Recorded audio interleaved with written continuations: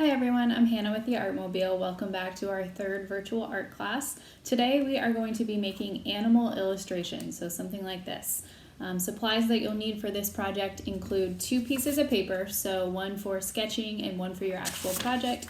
You'll need a pencil, a pen, and some colored pencils. So go ahead and gather those supplies and we'll get started.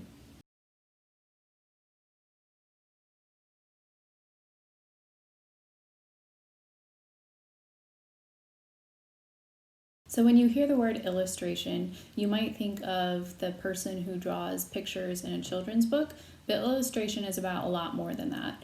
It's an interpretation or visual explanation of a text, a concept, or a process, and it can be designed for posters, magazines, books, teaching materials, animations, video games, or films. Basically, an illustration is about telling a story through pictures. The main tools that illustrators use are simply pen and paper. To make their drawings more realistic, they use lines to show shadows and highlights. When lines are spread out, they appear to be lighter, and when lines are closer together, they appear to be darker. You can see that illustrations can range from very simple to much more complex, depending on the style of lines that are used. Lines can be used to show values in many different ways, but today we're going to use hatching. Hatching is shading with lines that all go in the same direction. So to start off, you're going to practice creating a value scale with hatch lines on your scrap practice paper. First thing we're going to do is practice some illustration lines by creating a value scale. Using a pencil on your practice page, go ahead and draw a rectangle and divide it into 4 different boxes.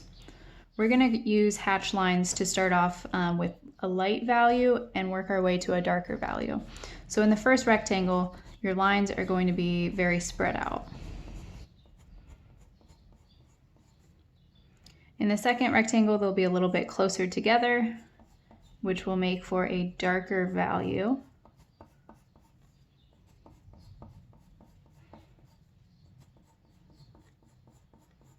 In the third rectangle, they're going to be even closer.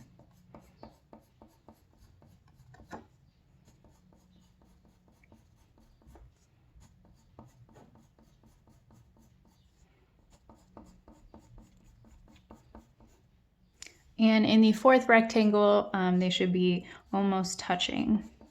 So this will take a while, but this is how you will get really dark shadows that you might need in your illustration.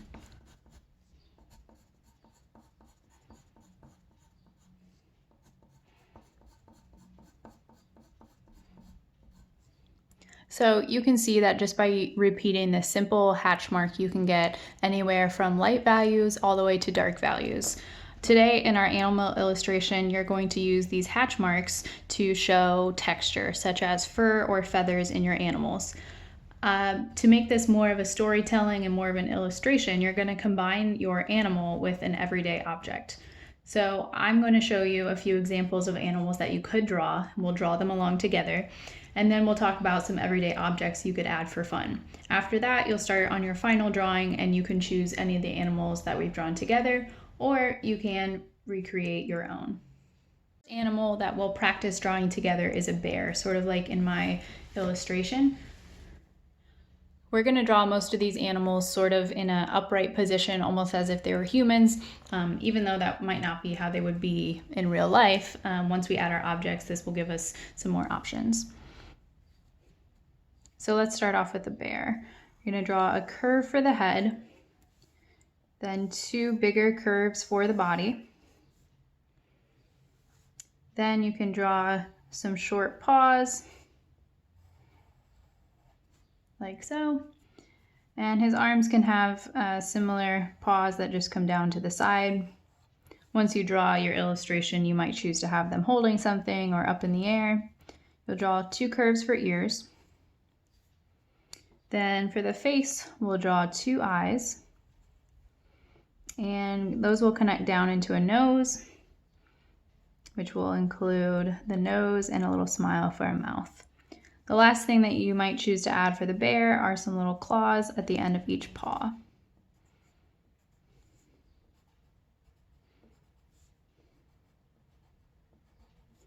So that's a pretty basic bear drawing. Next one that we'll do is an owl. You're going to start off by drawing almost like an upside down triangle shape that's a little bit rounded.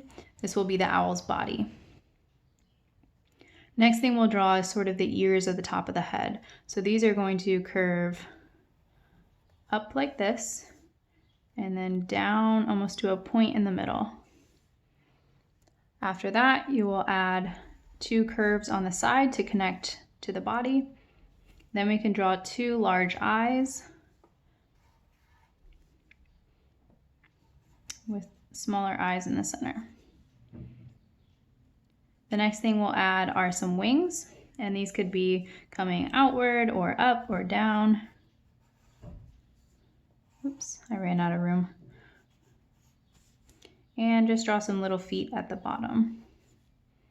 Oh, we almost forgot, add a triangle for a beak, and if you want to make a different section in the center for the stomach, you can do that too. So there's our owl. The next one that we'll practice drawing today is a bunny. So for this one, you'll start off with the head shape, which should be sort of round, but a little bit wider on the bottom than the top. From there, you can draw the body and it will be the same. We'll do 2 big curves, and we know that bunnies have really big hind feet. Then we're just gonna make his little paws in front like this. Don't forget to add a round circle for the tail and some big ears on top. Then for your bunny's face, we'll draw 2 eyes, a nose, and some whiskers.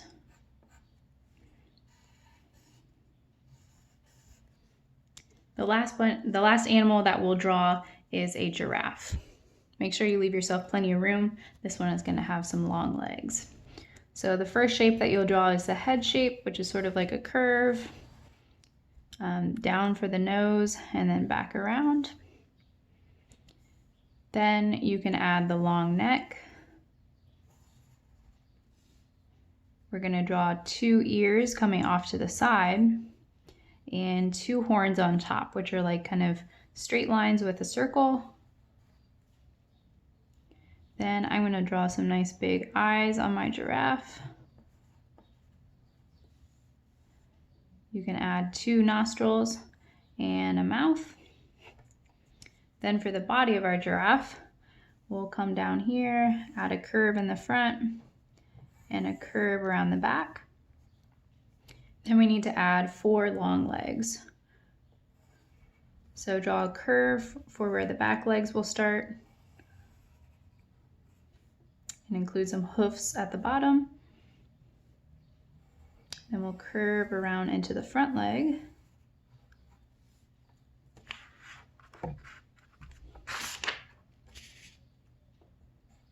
Then we can draw the other 2 legs back behind.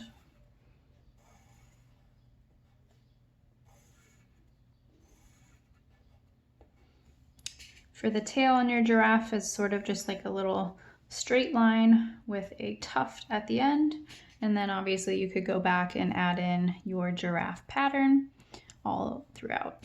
So there's an idea for at least 3 different animals you could draw. The next thing to do is start to think about what objects you're going to combine with your animals to make them come to life. So a few everyday objects that I've thought of, I'll draw here below. So a few everyday objects that I've thought of, I'm going to draw right now. The very first one is a mug. So you can make your animal drinking some tea or coffee. Start off with a cylinder, add 2 legs.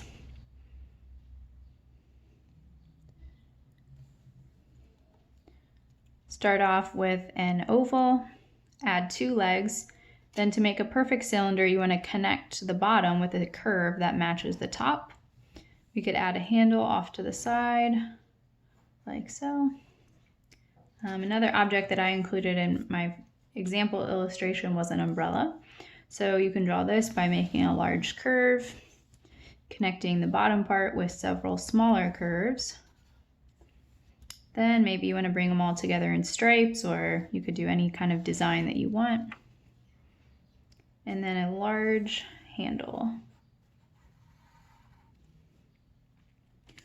Some other objects that I thought of, maybe thinking towards summer, we can do an ice cream cone.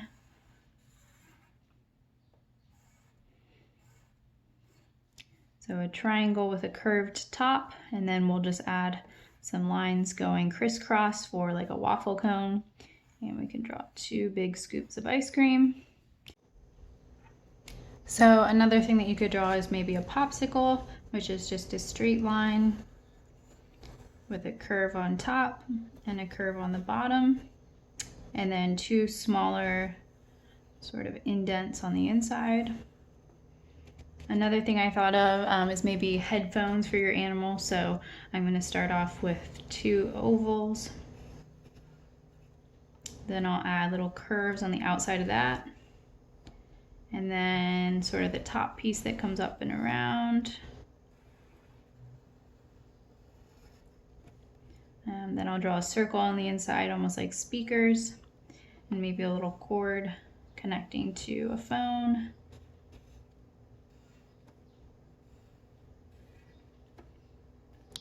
Last thing that you could maybe draw is roller skates. So to do this, you're going to start off with a straight line and 2 circles on the bottom for your skates. Then you can add just a little triangle in the middle for where the heel is going to be. Then I'll draw sort of like the boot. So it's up at the top, line here, and then sort of curves out and around like this. I can add another section for some laces. Then maybe some details on the inside of the wheels and a little break at the front. So there is, again, just some ideas that you could include for your animal and your object. Feel free to use any of these practice sketches or to come up with your own for your project. Once you've decided on what you're going to combine, you're going to get your next blank piece of paper for your actual drawing.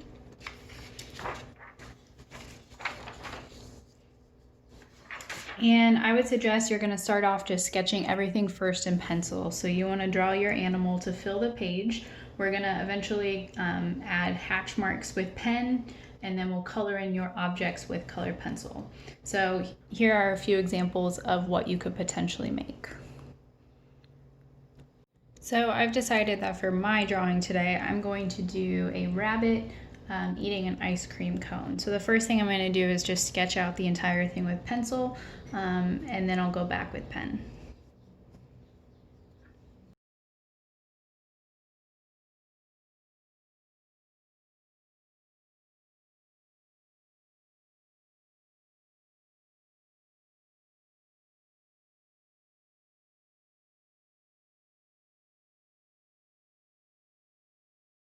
So once you're happy with your pencil sketch, you can now go in with your pen and add outlines and hatch marks. I'm going to start with the facial features and draw those with my pen first, making sure that they're nice and thick so they stand out once I add all my hatch marks. So I have eyes, nose,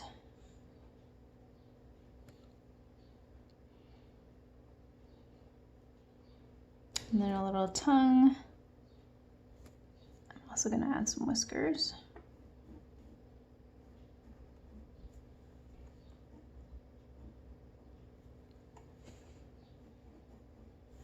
Once you're ready to start your hatch marks, sort of plan out which direction they're going to go, especially around the facial features. So for me, I'm going to use my pencil and just sort of plan some rows for my lines first.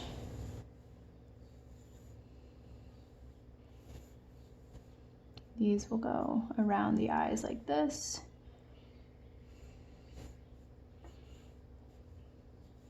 And then rows after.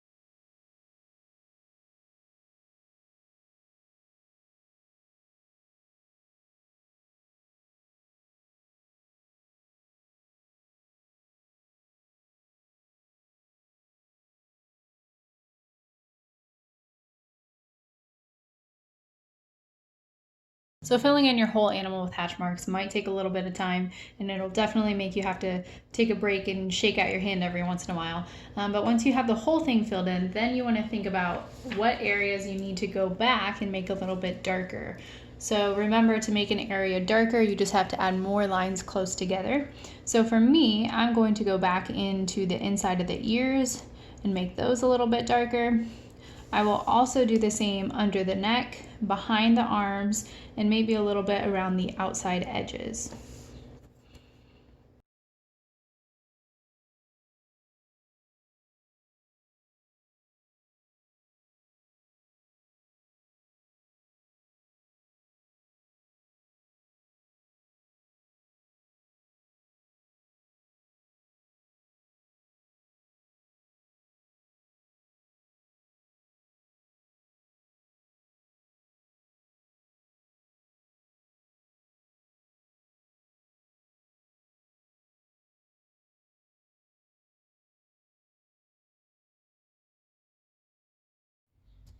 When you are all finished with your pen lines, you can go in with your color pencils to add color to your objects and any other parts of your drawing that you'd like to color.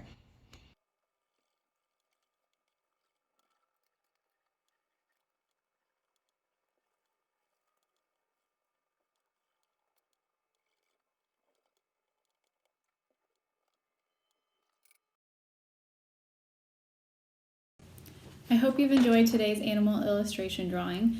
We would love to see what you created today, so you can find us on Facebook or Instagram and tag us in your photos at CBus Artmobile. Thanks for joining us today, and we'll see you next week.